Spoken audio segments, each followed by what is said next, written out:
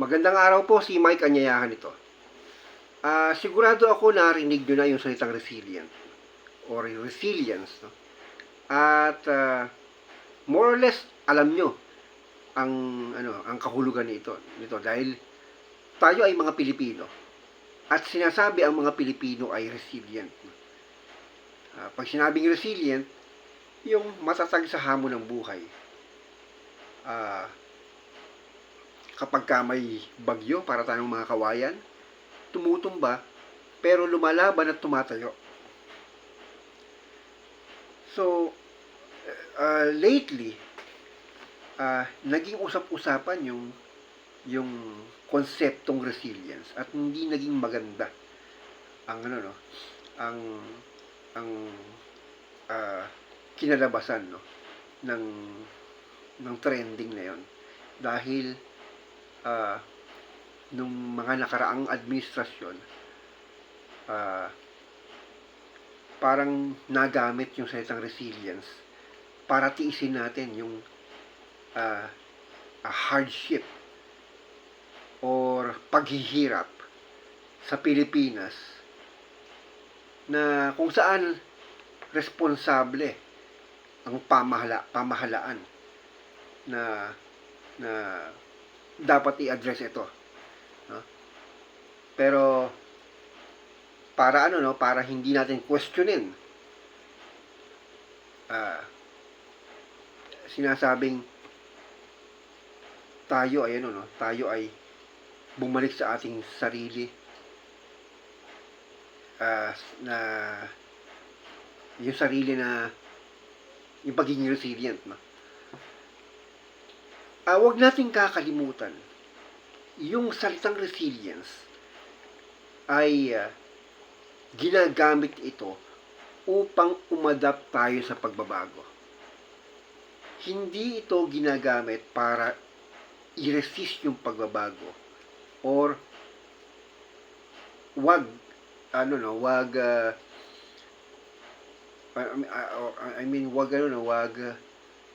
mag-expect ng pagbabago. Hindi na. Hindi tayo nagiging resilient para tanggapin na lang yung suffering. Nagiging resilient tayo dahil umuusad tayo patungo sa ating mga mga mithiin, pero marami tayong dinadaanan para makapunta ron at kadalasan yung daan ay mahirap. So, ginagamit ang resilience doon sa layunin nating mag-flourish, mag-grow as a nation or as a society. Sa layunin nating mag-grow, hindi pwedeng hindi tayo mapupunta or dadaan sa mga lugar na mabato, rough road, matinik. Pero kailangan nating maging matatag at matibay o handa sa mga bagay-bagay na yon para makarating tayo doon sa inaasam nating pagbabago. So, hindi man natin kayang baguhin ang mundo, pero at least yung sarili natin kaya nating baguhin upang iangkop sa mga pagbabago dahil ang mga bagay-bagay pati na ang panahon ay nagbabago. Yun yung silbi ng resilience. Ngayon, paano natin mapaghahandaan yon kung wala tayong paghahanda? Pag sinabing paghahanda, bago pang mangyari, piniprepare mo na yung sarili mo. Which means, dapat nagpa-practice ka na. So, kahit yung kawayan, na pag may bagyo, tumutumba pero tumatayo, ibig sabihin medyo malaki na siya. At lumaki siya, tumibay siya. Hindi yung moment ngayon nung bumabagyo. Kung hindi, nung panahon ng katahimikan, panahon ng tag-init, hindi tag-bagyo, ah, yung panahon na walang masyadong hangin. So, ganun din tayo dapat. Ah, kung tayo ay naghahanda sa paghihirap or sa hirap ng buhay, dapat sa oras pa lang na tayo ay nakaluluwag, sinasamantala na natin. So, ano yung ibig kong sabihin? So, halimbawa, sabihin natin na dapat handa tayo sa anumang bagay. Handa tayo sa anumang pangyayari. What if bigla kang naghirap? Handa ka ba? Kasi pag naghirap ka, anong ibig sabihin nun? Hindi mo makakain lahat ng gusto mong pagkain. Baka nga minsan once a day ka lang kakain. Tapos, makakaranas ka ng makakaranas ka ng sabi ko, kalungkutan, no? Dahil, wala na yung mga parang wala na yung mga gamit mo na, ibenta mo na. Siyempre, malulungkot ka, di ba? Parang yung mga precious sa'yo, mawawala, no? So, bakit hindi mo practicein yung ganung moment? Yung ganung kalagayan dun sa moment na meron ka pa. So, halimbawa, kung ikaw ay kumakain ng masasarap, bakit hindi mo subukan na kahit once a month, no, na kumain ng mga hindi masasarap, yung mga ayaw mo, yung mga mumurahing pagkain, no? O bakit minsan di ka mag-diet, no? Kahit once a month lang, yung isipin mo na walang-wala ka, kailangan mo magtipid, kailangan isang beses lang sa isang araw kakain, no? O kaya naman ay kung ikaw may sasakyan, sanay ka sa sasakyan, no? Hindi ka sanay mag-commute, bakit hindi mo subukan na once a month mag-commute ka? Pumunta ka sa pinupuntahan ng marami. Kung ikaw ay may work, no? Pupunta ka sa work mo na nagko-commute, no? O kaya naman, bakit hindi ka mag-camping? Yung pupunta ka sa sa mga liblib na lugar, raw camping. May tent ka, wala kang electric pan, malamok doon, no? Tapos kung gusto mo magluto doon,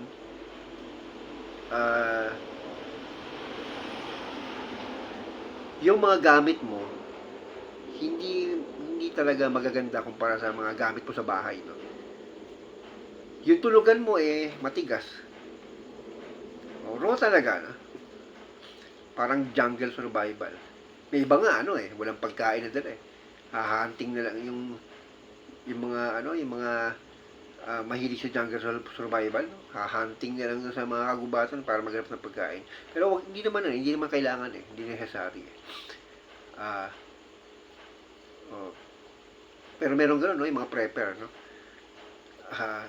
Inahanda nila yung sarili nila sa paghuhukom, o kaya sa halimbawa giyera, gano'n, no? Na parang end of the world, inahanda nila yung sarili nila, no?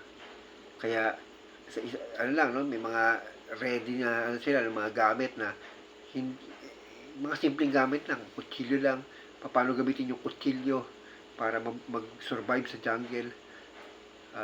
Ganun lang, Pero hindi mo naman kailangan na ganun ka-extreme, no? Pero mas mainam yun, di ba? Pero subukan mo lang, no? Mag-camping. At least, no?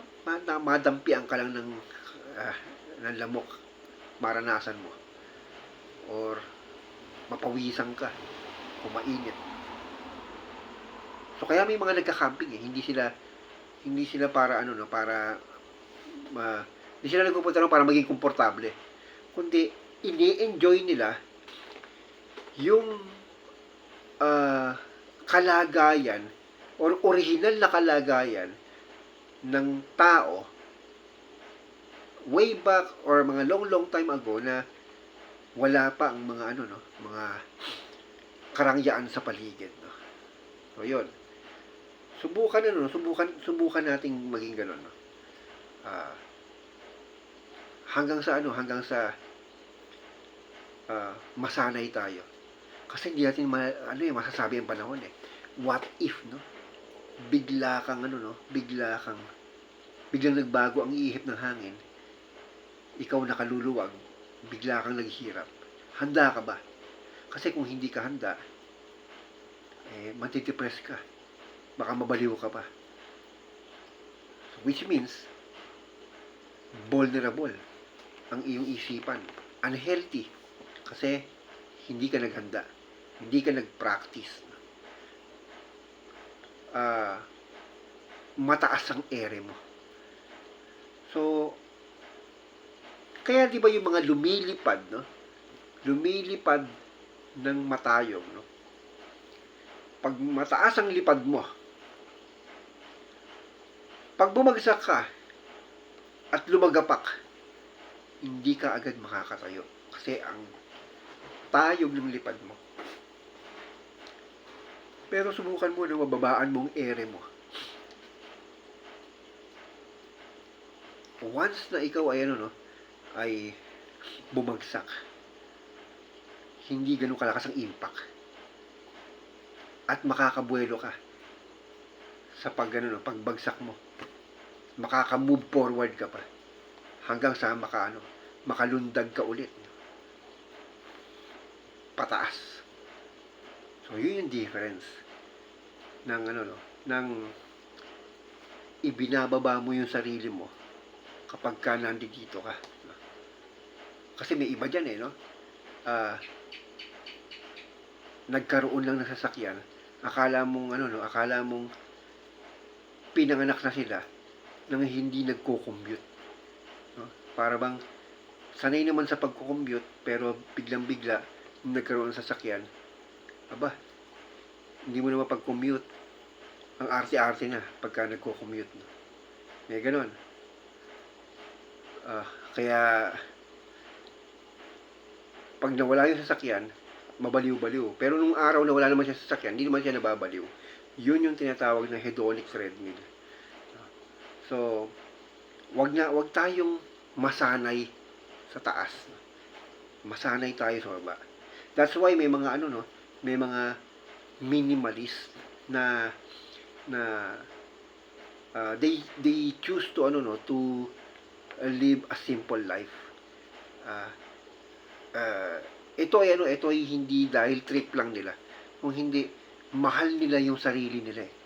Gusto nila talagang panitilihing malusog ang isipan, matibay at resilient. No? So, yun yung purpose nila. Kaya humanga-hanga nga ako sa mga sa mga Buddhist, no? Especially sa mga Buddhist monks. Pumupunta pa sa mga liblib na lugar at pinapractice yun sa lifetime talaga nila. Para para i-enjoy nila yung suffering. That's why ang tataas ng antas ng kamuratan nila. At mataas ang antas ng kultura nila. Dahil kaya nilang kontrolin ang kanilang isipan. Hindi sila basta-basta masisway ng paligid. So, ano man ang suffering na dumating sa kanila, wala lang sa kanila yon. So, dapat maging ganun tayo. At magiging ganun tayo kung handa tayo. At magiging handa tayo kung talagang naghahanda tayo. At paano nga ba tayo maghahanda? Practice. Kaya may kasabihan, di ba? Practice pag may time. Pag sinabing pag may time, yun yung time na wala ka pang problema. Yun yung time na may pagkakataon ka na i-build yung sarili mo. Yun yung time, kumbaga sa gera, na wala pang nagbabarilan, ceasefire. So, makakapag-build ka ng fortress para kapag ka nagbanatan na, meron kang panangga. Practice pag may time. Kailan? Mas mainam as soon as possible. Kung kaya mo ngayon, practice ka na ngayon. Hanggang dito na lang po. Ito po si Mike Kanyayahan. May the force be with you.